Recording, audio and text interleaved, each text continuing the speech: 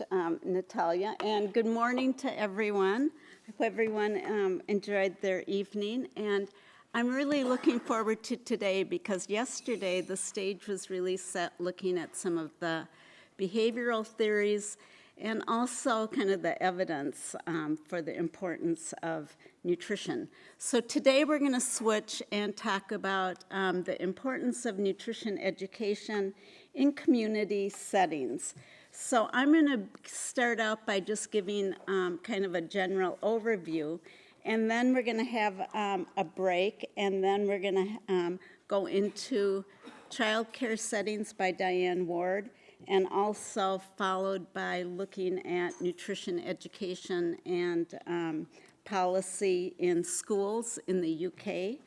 And then we'll have lunch, and then we'll have Pat Crawford, who will be talking about community efforts to improve nutrition health.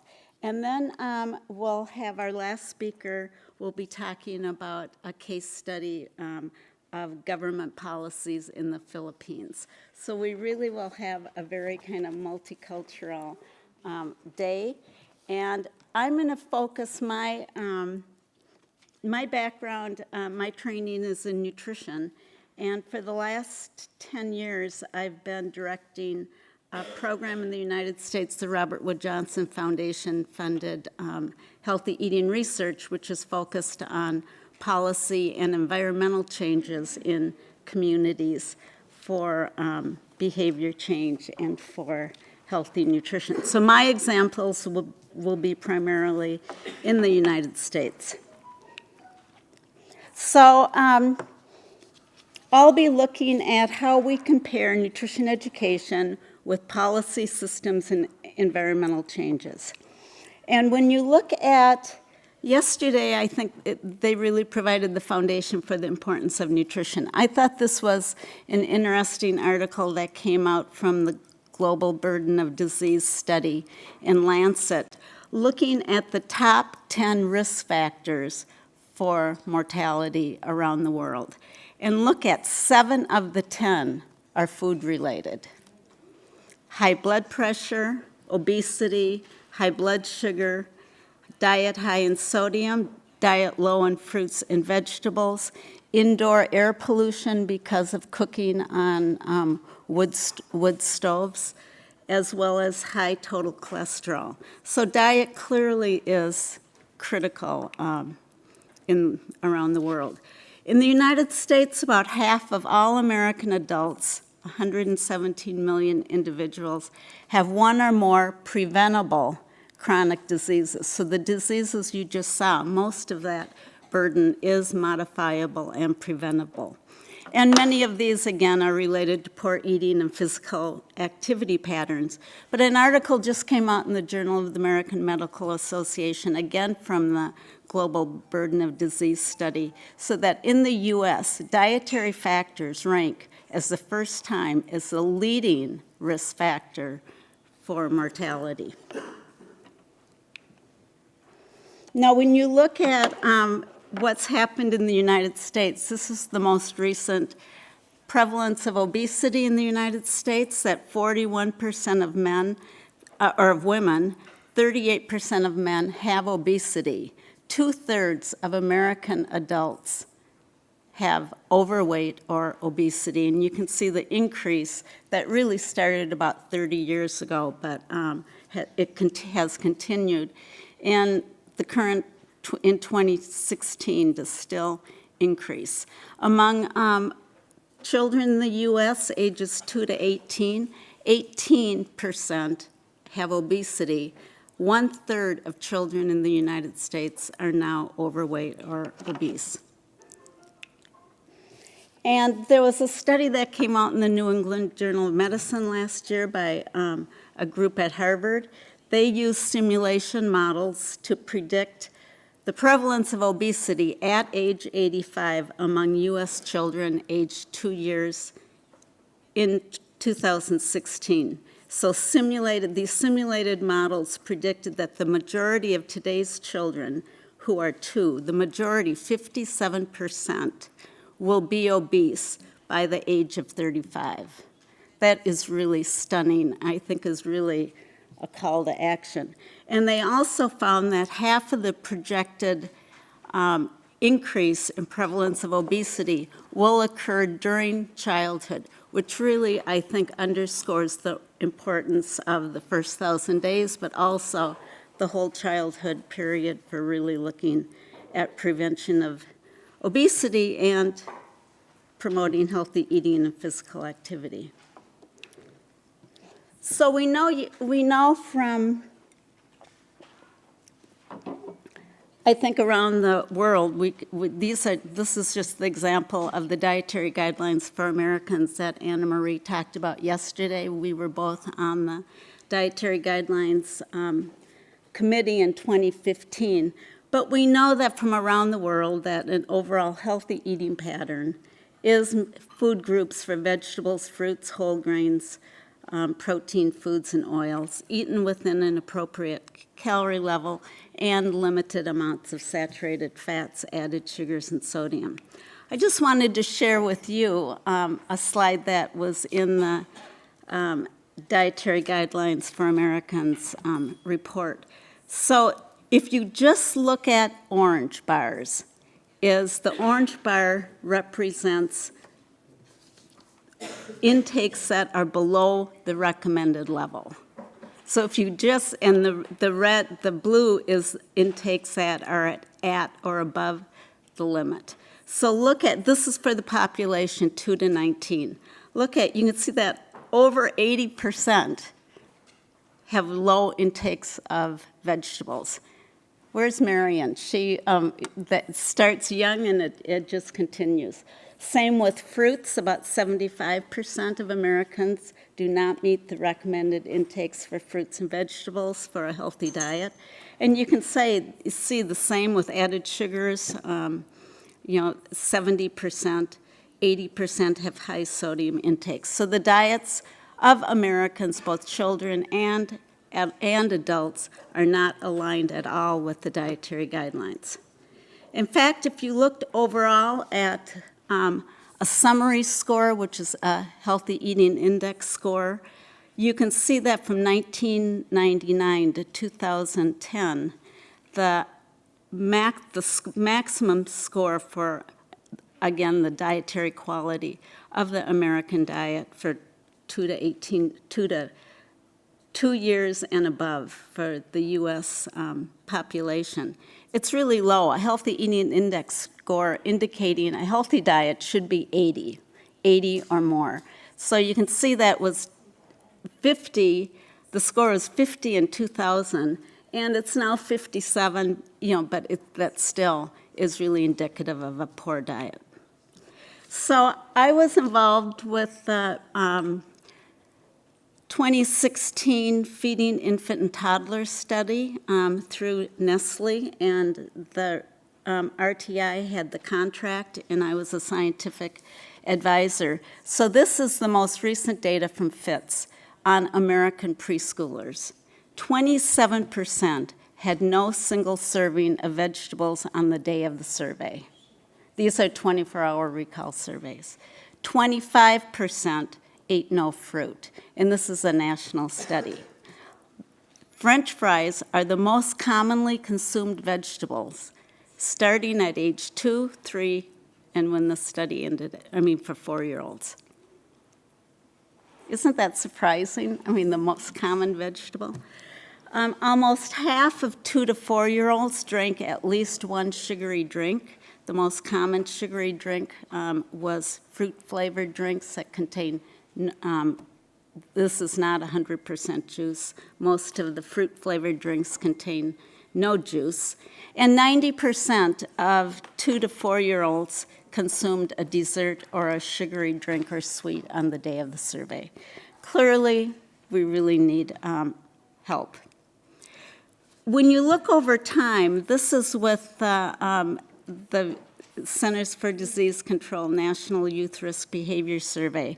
Look at from 1999. The green is vegetables, the percentage of high school students in the United States who ate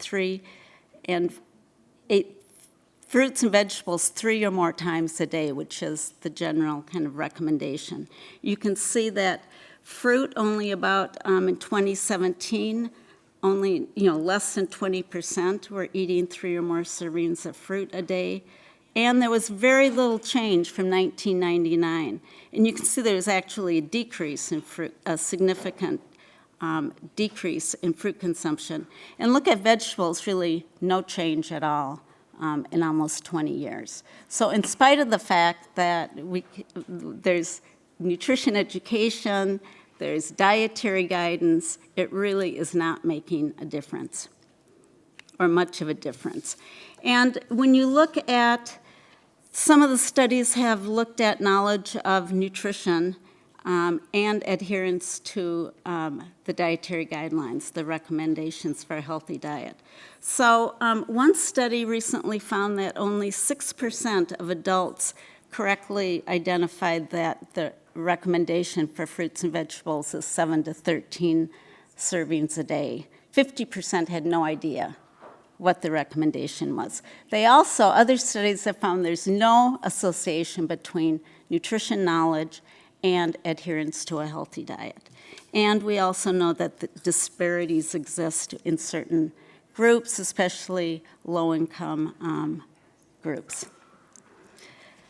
So there was, I think, with the obesity epidemic in the United States, there were 2 very important documents that came out that really talked about the need to go beyond nutrition education and really look at the environment. So the Surgeon General's Call to Action came out. It was a government report in 2001 saying that individual behavior change can only occur in a supportive environment with accessible and affordable healthy food choices and opportunities for healthy eating. In 2005, the Institute of Medicine, which is now the National Academy of Medicine, came out with really a landmark report.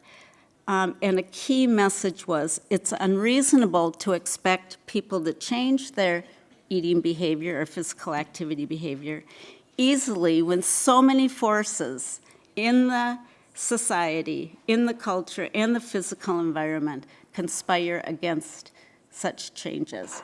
It really is beyond individual control. And we've seen these changes now occurring throughout the globe with the changes in more people eating out, larger portion sizes, heavy marketing of unhealthy foods to kids. And so what we eat is affected and is influenced profoundly by our food surroundings, which is why I think nutrition education on its own is not sufficient for the type of changes that we really need around the United States and the globe now in terms of obesity and other diet-related chronic diseases. And also, food environments in the U.S. and everywhere else are unequal. There's several studies that document that there's more fast food restaurants in African American, Latino, American Indian reservations and communities across the U.S., and this is also shown in every other country. Healthy foods are less available and poorer quality in minority and low-income areas, and supermarkets are less accessible in poor and Black areas. And so in a place like Detroit, Michigan in the United States, 10 years ago, they did not have a full-size supermarket in the city of Detroit, which was primarily Black and poor. Yesterday, Anne,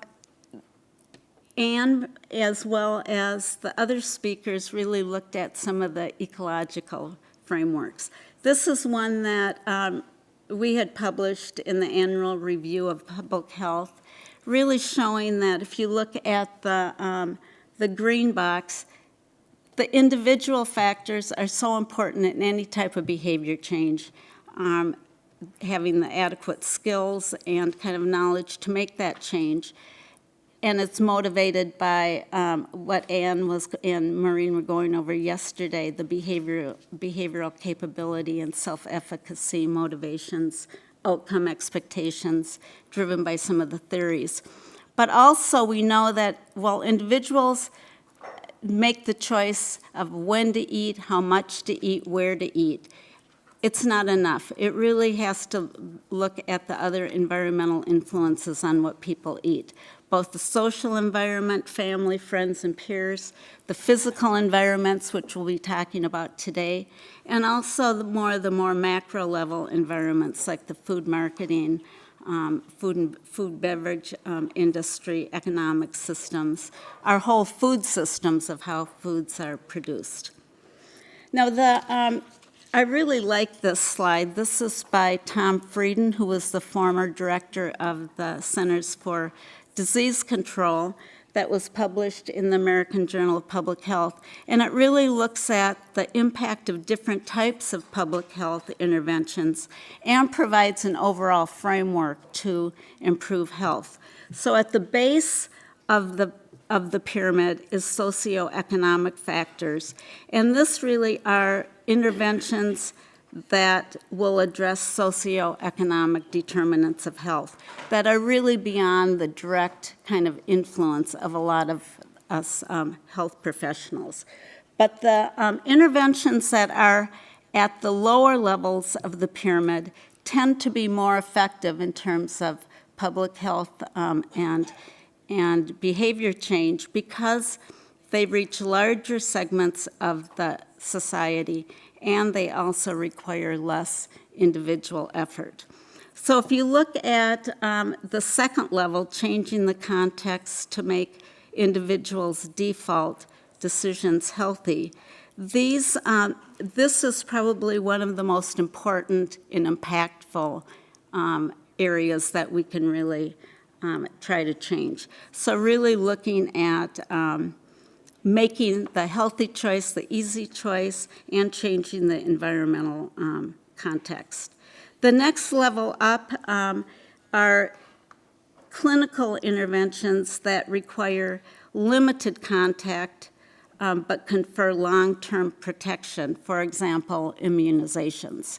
And then the next two levels are the more clinical interventions in healthcare or other settings, in counseling and education. So by this method, by this pyramid, counseling and the clinical interventions still are important, but if you really want population-level health, you really need to address all of them, especially the ones on the bottom level of the pyramid. Oh, I guess these were some of the examples. So a lot of the work that I've done with the Robert Wood Johnson Foundation Healthy Eating Research Program is really focused on looking at building the evidence base for policy systems and environmental changes. And so these are just some basic interventions for policies. We're looking at legislative or organizational level changes that can create or amend laws, ordinances, resolutions, mandates, regulations, or rules. Systems and policy usually go hand in hand, but systems changes are those that impact the elements of an organization, institution, or system. And these would be maybe institutional or infrastructure changes within an organization. And then environment are alterations to the physical environment, and this could also include the economic, social, or cultural environment. These are just some of the examples of policy systems and environmental changes. And a lot of these will be discussed today by many of the speakers, such as nutrition standards available in child care facilities and schools for policy change. Systems change could be screening for food insecurity in clinics and then developing system-wide changes for referral. And the environmental changes are increasing the availability of affordability and healthier foods or beverages, or in food retail, charging higher prices for less healthy foods and beverages to decrease their use. So now I'm going to quickly go over just a few examples of looking at some PSE changes combined with education for reducing childhood obesity and chronic diseases. And and Roy is going to be talking more about these changes in the UK. But this is really the reason why I started doing policy and environmental research. My background is nutrition. I'm a registered dietitian. So I was working early on in the schools, in high schools, in school-based clinics doing counseling of kids that were overweight, as well as developing curriculum in the classroom in health education, which was mandated. So I was spending about 10 or 15 hours a week in the schools. And so I was doing my thing with the counseling in the classrooms, and then I would walk out of the schools. I'd walk out, and then there'd be banks. In one of the high schools I was at, there were 10 vending machines. There were 20 in the school. There was no regulations of standards in the 90s at all. You could have as many, there were no nutrition regulations outside the school meals. So this was in one of the schools. This was in one of the school cafeterias. And this was also, this was not one of the schools I was at, but there were school stores. So I thought, this is crazy. Here I am doing counseling, having this wonderful nutrition education curriculum, and kids could just go out the door and see this. There was advertising on school buses for Coca-Cola in this case, 7-Up. And so it just became a really toxic food environment. So this is what really kind of propelled me to go into, to really try to become more of an advocate and really have policies and changes. And so in the United States, the school nutrition policies have really changed. And Pat Crawford has been a leader in this area.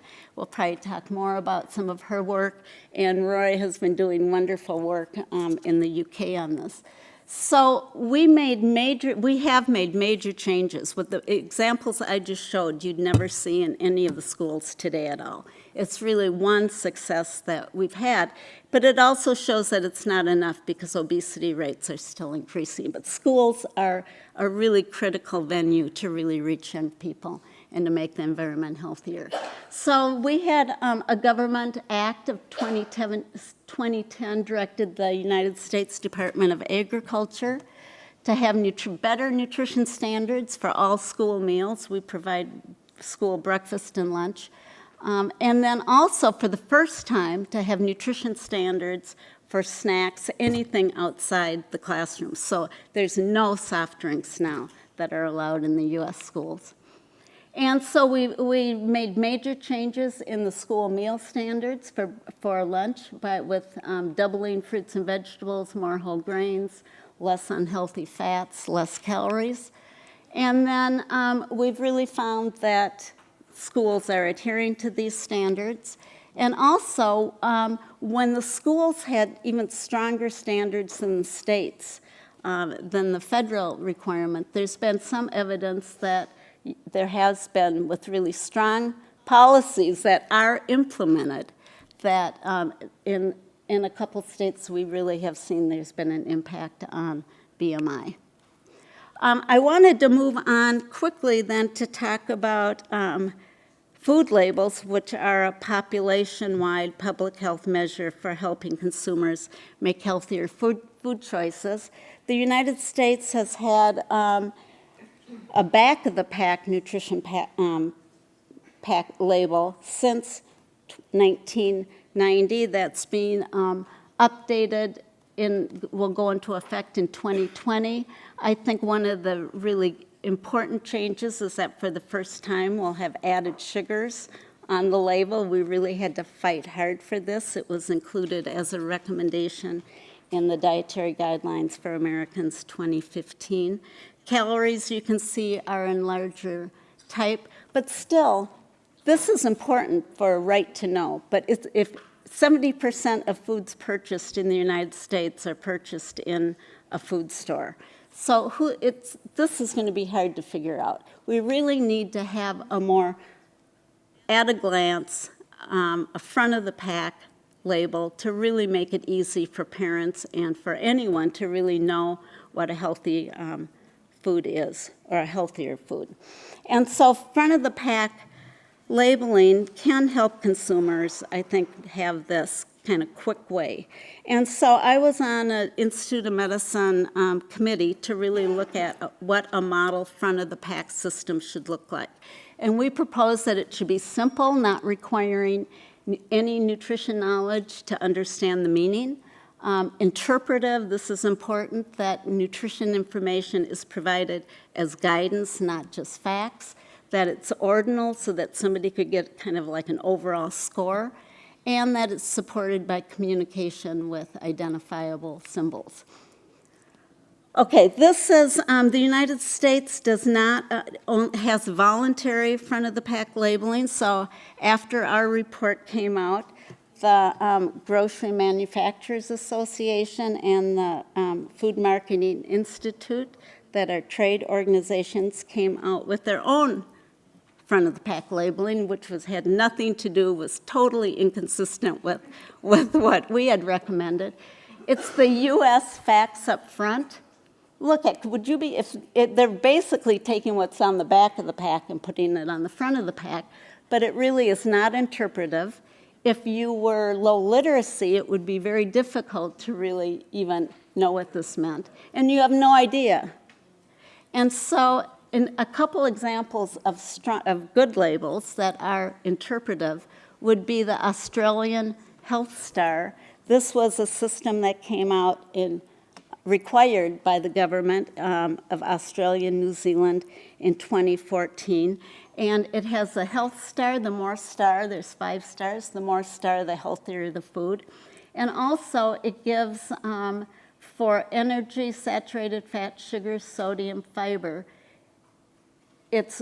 you can see if it's low or high. So this also has an overall summary score, and then also gives the actual grams, but also the if it's high or low.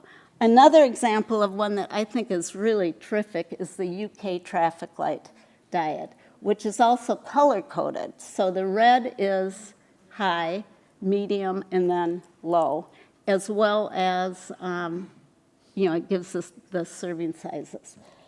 So right now, I think front-of-the-pack labeling is important. Also, I think the way packaging is for children, I think we need changes. These are for just fruit drinks.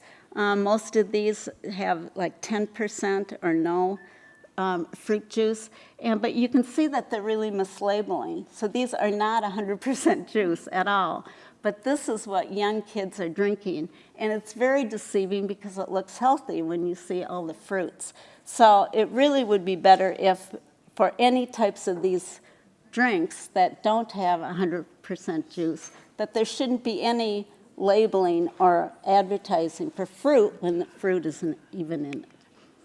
There's also some work now with warning labels. There was a law in California with sugary drinks to have a warning label that was defeated. But there's been some research that really shows that if there is a warning, that it may be effective in having parents choose healthier drinks. The country that really probably right now has the strongest regulations for children, for really improving food with children, is really in Chile. And in Chile, they have warning labels on foods that are high in sugar, salt, calories, or saturated fats.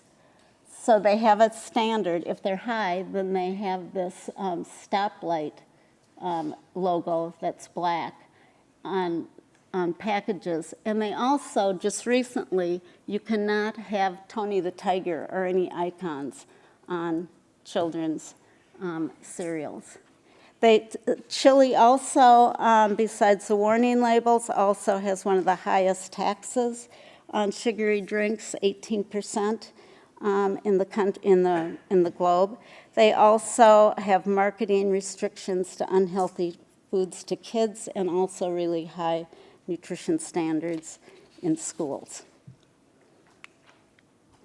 The last area is to improve restaurant meals. About a third of calories are spent eating out. Menu labeling, menu labeling just went into effect in May in the United States, that you have to list the calories. In chain restaurants, restaurants that have 20 or more outlets, that is about 300,000 restaurant outlets in the United States, have to display calories on menu or the menu board or drive-through. FDA estimates that this will save about $8 billion in healthcare costs in the US in the next 20 years. Unfortunately, they rolled this out, but there's no education campaign, so that if people don't know even how many calories they should be eating, it's not going to be effective. When the Nutrition Facts Panel came out, there was a massive education campaign that accompanied it. So all school children knew how to read back of the pack. It was taught in communities, but without that, I think, without the education component, some of these regulations will not be as effective. Oh, but one thing, though, that with the, that they have shown, I think, in the UK, is that the reformulation and having fewer calories is what really is the most important and probably what's effective. Children's meals has received a lot of attention in the United States because so many people eat out, including parents with their children.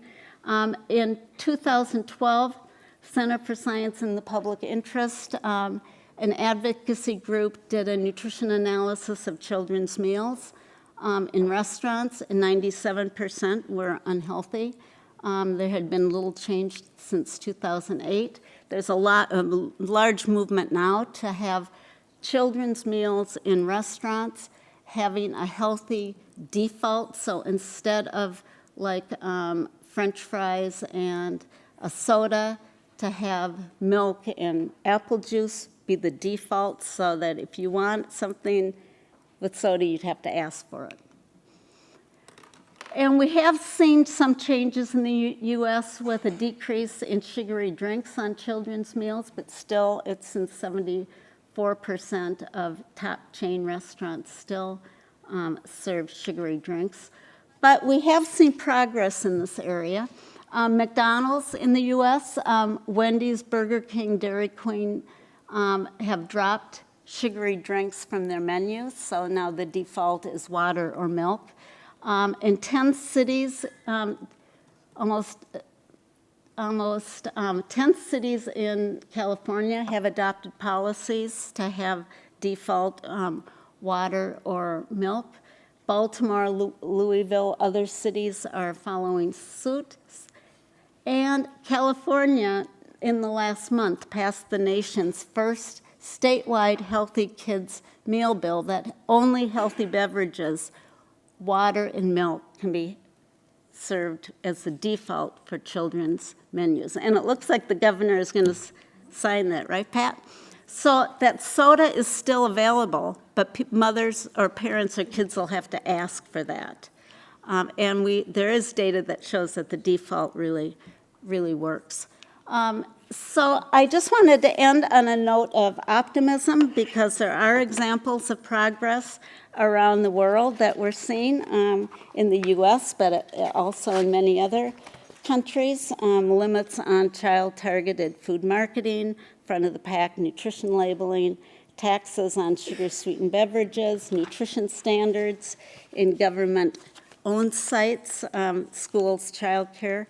calorie labeling, warning labels, public-private partnerships to encourage industry reformulation. The reformulation is really important. In Chile, they found that 20 to 25% of the foods have been reformulated as a result of the front of the pack labeling, because nobody wants to see high. So the reformulation, I think, is really driven by some of these approaches. So with that, I think you'll hear more about that for the rest of today, and there's certainly a lot for discussion, because childhood obesity and obesity rates and non-communicable diseases, many of which are driven by poor diet, are being seen in every country in the world. So thank you.